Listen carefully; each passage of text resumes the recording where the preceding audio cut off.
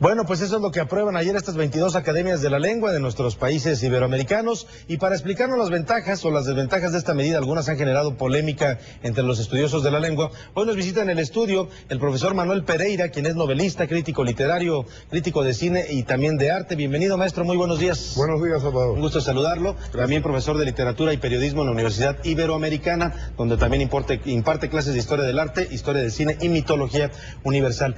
¿Qué le parecen estas disposiciones aprobadas por las academias? Creo que algunas son innecesarias, otras pueden perfectamente ser válidas, como los nombres de las letras, que si es Y o Y. Es decir, esto es menos grave. A mí me preocupa en particular los acentos diacríticos, es decir, la desaparición del solo con acento, que equivale a solamente, para distinguirlo del solo que significa solitario. No es lo mismo estará solo un mes que estará solo un mes. Las dos se escriben igual. Y significan diferente. Pero si pones el acento son dos cosas distintas. Claro, cambia el sentido de la oración. Cambia el sentido de la oración. Abolir o suprimir esta tilde diacrítica me parece que genera confusión en algunos momentos en la escritura. Estamos hablando, por supuesto, de la lengua escrita, ¿no? Y lo mismo con los demostrativos, los pronombres demostrativos también me preocupan, ¿no? Quieren quitarle también el acento diacrítico. Yo siempre pongo un ejemplo en clase que es muy simpático, muy gráfico y rápido, ¿no? Por ejemplo, Luis y Pedro compraron mameyes podridos. ¿Por qué compraron estos mameyes podridos?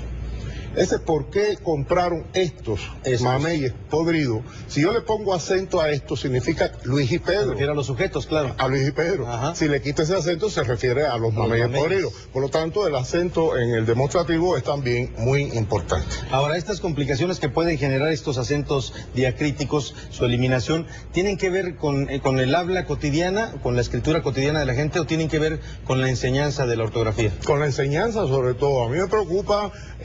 más que nada me preocupa cierta confusión que se puede generar. Ya tengo alumnos en la Ibero que me preguntan por los pasillos: maestro, usted me enseñó que solo se acentúa, ¿y ahora qué? ¿Lo acentúo o no lo acentúo? Y uno se queda un poco confuso porque estas reglamentaciones que pueden quitarle autoridad a los maestros. Nosotros llevamos 40 años estudiando, muchos años impartiendo clases, y de pronto cambian las reglas del juego. Es como si mañana el semáforo te lo cambian y te ponen que la amarilla es ahora la roja y ponen una nueva luz que es la azul. Imagínate el caos vial que se puede formar. Y aquí está pasando algo parecido. ¿Hay niveles de educación en donde puede afectar más? Secundaria, prepa. En la enseñanza de estas reglas. Sin duda todo un tema, porque sí había un sentido, pues, el por qué se usaban estos acentos. Claro. ¿Por qué se decide eliminarlos? ¿Cómo llegan los académicos a esta conclusión? Yo creo que aquí hay una intención, hay varias intenciones. Una de ellas es adecuar la lengua castellana a las nuevas tecnologías, a la velocidad de la computación, el celular y el inglés. O sea, tiene que ver con el lenguaje tecnológico. Claro, que es el inglés, ¿no? Claro. Entonces el castellano es una lengua más dedicada a las humanidades, más dedicada al teatro, la poesía, ¿no? Y el inglés, que es más tecnológico. Entonces, ¿por qué el castellano tiene que subordinarse al inglés? Yo no lo entiendo. Rubén Darío decía en el siglo pasado: tantos millones de hombres hablaremos inglés. Es decir, ya Rubén Darío hace un siglo estaba dándose cuenta del peligro, estaba alertando sobre nuestro idioma, ¿no? Sí, en su poema Los Cisnes. Tantos millones de hombres hablaremos inglés. Se preguntaba. Yo no tengo nada contra el inglés, es decir, me parece un estupendo idioma y yo lo conozco y he sido traductor de inglés, pero una cosa es el inglés, otra cosa es el castellano, y cada uno en su casa. Claro, no tienen por qué necesariamente mezclarse. Ahora que mencionaba usted este lenguaje tecnológico que se da con el uso de los celulares, de las computadoras, ¿qué piensa de estos? ¿Son idiomas o cómo se les puede llamar a lo que está surgiendo? Por ejemplo, los mensajes de texto, donde ya los jóvenes abrevian palabras y ponen cosas raras, símbolos, que uno a veces ya no entiende. No, esto no hay que preocuparse mucho, eso lo hacen para ahorrar tiempo, ¿no? Yo soy un hombre viejo, yo soy un hombre de la época del telegrama, del Western Union, ¿no? En La Habana había una oficina de Western Union y yo veía que la gente ponía telegrama y ahorraba palabras. Claro. O sea que la sintaxis también era torpe. Pero era para ahorrar dinero, porque había que pagar por palabras. Claro. ¿No? Y ahora lo que están los chicos ahorrando es tiempo. Eso no me preocupa mayormente siempre y cuando se quede en el territorio del celular y del chateo. Yo se lo digo a mis alumnos: ustedes escriban como les dé la gana, pero en el examen no. En el examen hay que escribirme castellano correcto, o quito puntos y empiezo a quitar puntos. Bueno, pues ese es el tema, sin duda, de fondo. Ahora, cuando las academias de la lengua dicen estas reglas quedan para que cada país decida si las aplica o no. Es crear una confusión, es introducir una ley de tráfico que se puede cumplir o no cumplir, ¿te imaginas? Es decir, la luz roja del semáforo, bueno, pues puedes parar o no puedes parar, haz lo que te dé la gana, pero ¿esto qué es? Claro. ¿Qué cantidad de choques? ¿Qué cantidad de accidentes va a haber? No se puede dejar así al... No, porque nos desautorizan a nosotros. Ahora yo no sé qué hacer frente a un salón cuando yo explique los acentos diacríticos, porque no es solo el caso de solo. Está el tú, el ni, hay el se, hay un montón de casos. O sea, entonces, claro, ¿cómo explico esto? Porque algún alumno puede decir, pues yo no lo voy a acentuar en el examen, entonces yo no tengo autoridad moral porque hay una academia que ha dicho no sé qué cosa. O sea, yo creo que de verdad es introducir cierto nivel de caos en los salones. Ahora que mencionaba el asunto del inglés, tenemos un español, sobre todo aquí en México, muy contaminado ya con el idioma inglés. Si uno escucha hablar a los jóvenes, mezclan mucho ya los anglicismos con el lenguaje español. Depende, mira, hay anglicismos que vale, que sí, que se pueden aceptar cuando no hay un equivalente en castellano. Por ejemplo, chip, no hay un equivalente en castellano para chip, por lo tanto usemos chip. Pero ¿por qué me van a decir cosas como accesar?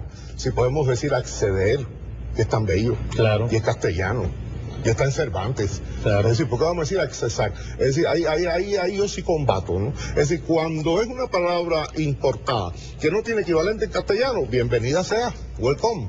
Pero si hay un equivalente en castellano y es bello además, ¿por qué estamos nosotros, porque estamos asumiendo préstamos lingüísticos innecesarios? ¿Y qué piensa, por ejemplo, de fenómenos como el Spanglish que se da en la frontera, que se habla del otro lado también de los latinos residentes en Estados Unidos?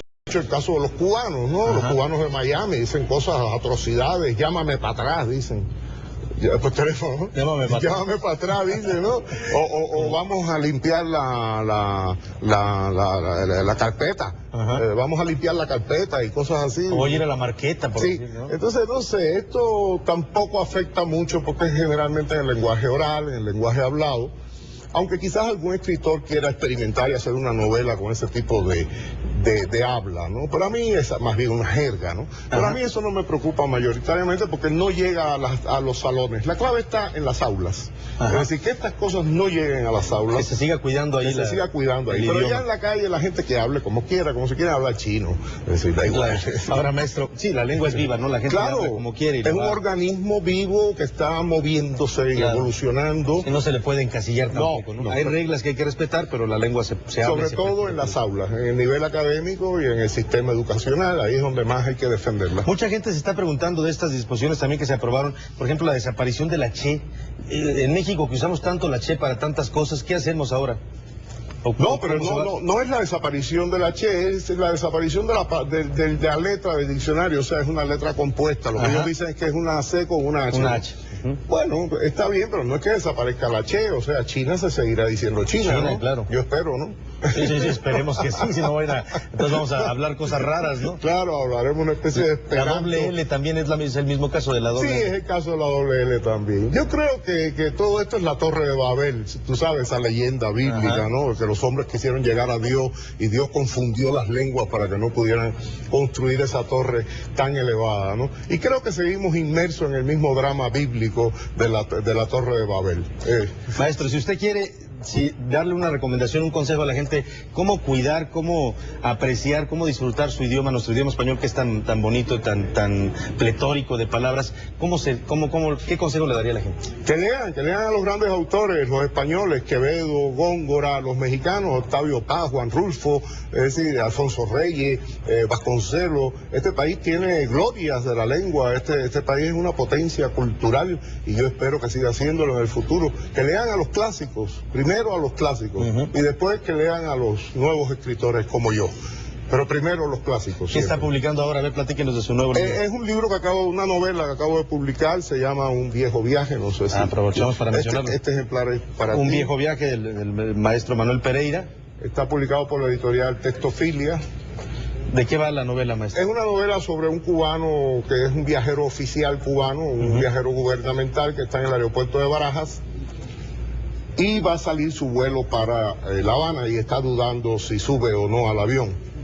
Ah, ya. Tiene ganas de quedarse en Madrid, pero tiene también dudas. Ganas de volver. Y tiene ganas de volver. Se habla del exilio y de todo lo que... Y está en ese dilema. Ahí empieza la novela, pero no te cuento más porque si no se rompe el pues ahí encanto. está. La recomendación, un viejo viaje del maestro Manuel Pereira, que esta mañana ha platicado con nosotros sobre estas nuevas disposiciones de las academias de la lengua. Maestro, muchas gracias por estar con nosotros. Muchas gracias. Y pues le agradecemos mucho el comentario, sobre todo la recomendación. Hay que leer a los clásicos, eso me parece que es la mejor forma de cultivar y defender nuestro idioma. Gracias. Muchas gracias. Maestro, muy buen día. Y bueno, pues vámonos ahora para aquellos que después no pueden articular ni una sola palabra porque llegan a veces hasta las manitas. Les tengo malas noticias. Les informo que la